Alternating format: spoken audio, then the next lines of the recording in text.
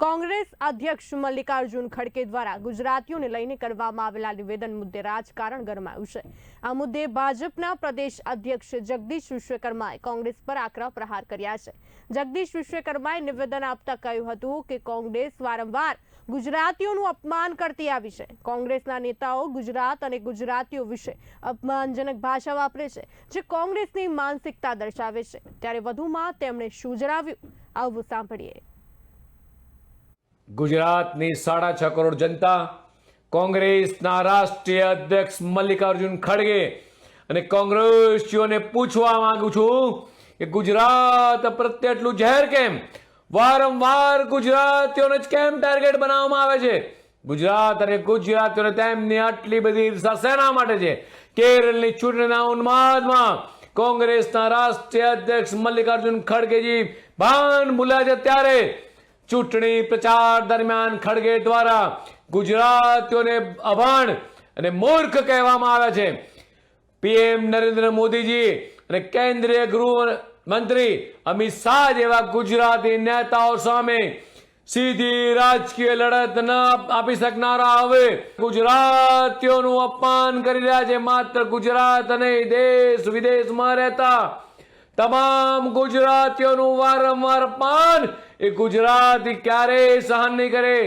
આ નિવેદનથી કોંગ્રેસની ગુજરાતની વિરોધી માનસિકતા ફરી બહાર આવી છે। અગાઉ પણ ટીએમસીના સાંસદ દ્વારા ગુજરાતીઓને સ્વતંત્ર સેનાનીઓ અંગે અપમાનજનક નિવેદન કરાયું છે।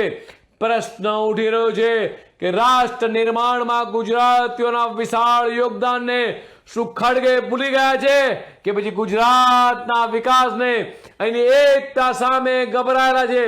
ગુજરાતની સાણી અને સમજુ જનતા છેલ્લા 27 વર્ષથી એ ગુજરાતની તિજોરી પર એ કોંગ્રેસનો કાળો પંજો પડવાતો નથી। દેશની 140 કરોડ જનતાએ દેશની તિજોરી પર ત્રણ વખત એ કોંગ્રેસનો કાળો પંજો પડવાતો નથી। ત્યારે દેશને આઝાદી આપવામાં જેમનું અમૂલ્ય યોગદાન છે એવા આપણા રાષ્ટ્રપિતા મહાત્મા ગાંધીનું અપમાન છે, જેમણે સ્વતંત્ર આંદોલનમાં પોતાનું સમગ્ર જીવન ખપાવી દીધું।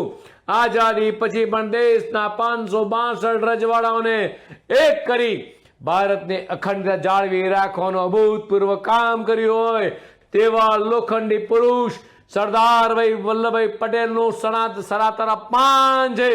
વિશ્વભરમાં રહેતા તમામ ગુજરાતીઓનું અપમાન છે।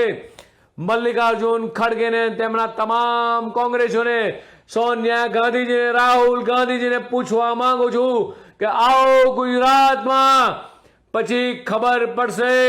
આ વખતે અભણ કહેવાયેલી જનતા તમને ચોક્કસ જડવાતોડ જવાબ આપશે।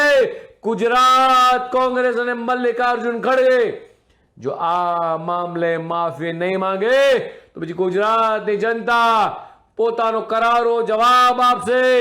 ફરીથી રાહુલ ગાંધી મલ્લિકાર્જુન ખડગે 6.5 કરોડ ગુજરાતી નહીં, દેશ વિદેશમાં વસતા તમામ ગુજરાતીઓની માફી માંગે।